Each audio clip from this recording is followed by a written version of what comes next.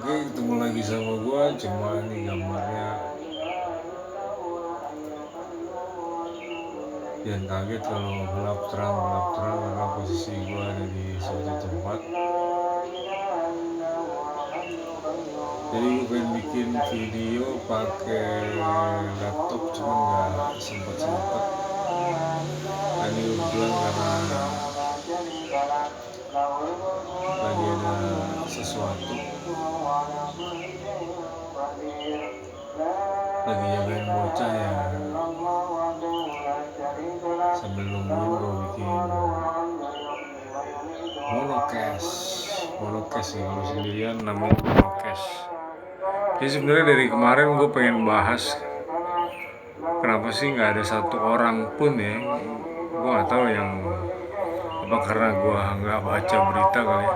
Tapi yang gue lihat hampir nggak ada satu orang pun yang membahas tentang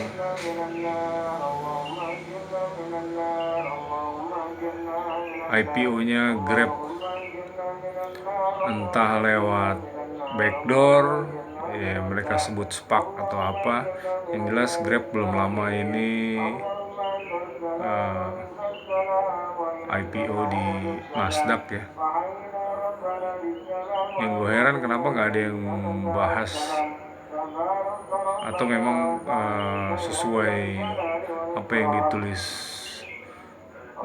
salah satu profesor dari Stanford yang bilang selama masih printing money, artinya selama masih nyetak duit, nggak ada yang peduli gitu. Ya gue nggak ngerti juga.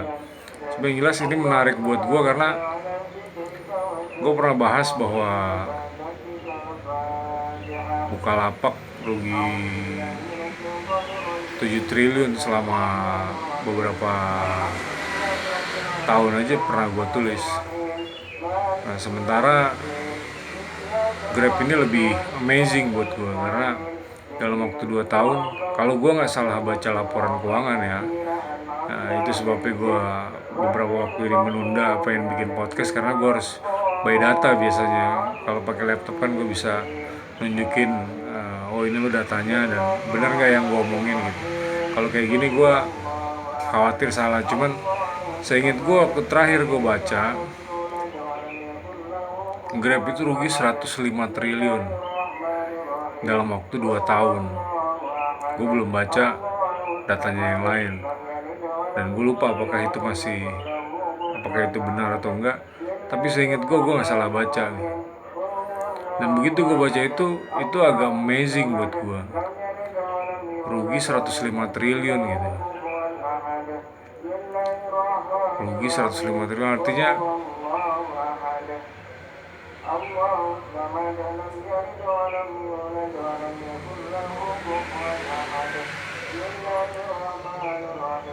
(15 kali lipat daripada ruginya Bukalapak.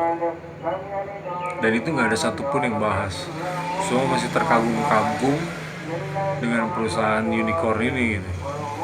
Sementara di satu sisi guanya bingung gitu, perusahaan rugi terus. Dan yang paling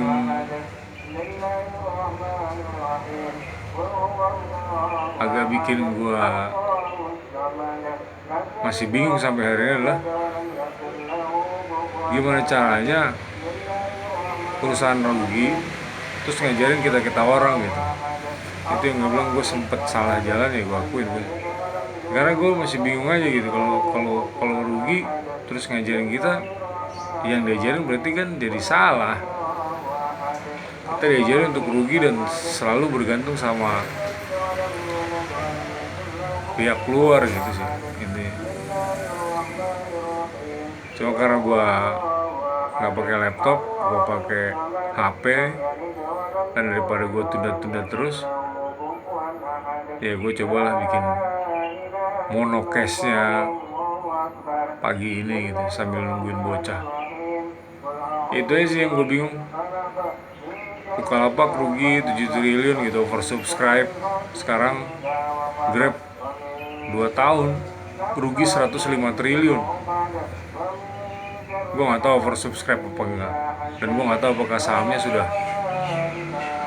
jatuh lagi, masih naik, atau belum. Itu yang Dari kemarin gue pengen banget, oke, yang unicorn ini coba IPO biar kita tahu laporan keuangannya gitu. Nah, apa yang terjadi dengan GoTo juga kita pengen lihat juga. Apakah GoTo yang membuka peluang begitu banyak orang, laporan keuangannya juga bagus gitu. Kalau mau nelusing bisnis,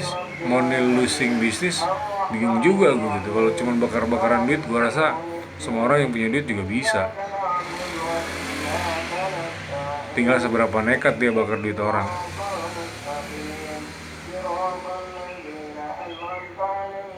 Oke, itu aja menurut gue pagi ini. Hari ini gue hanya mencerahkan atau mengkritisi, atau bukan mengkritisi, atau monolog.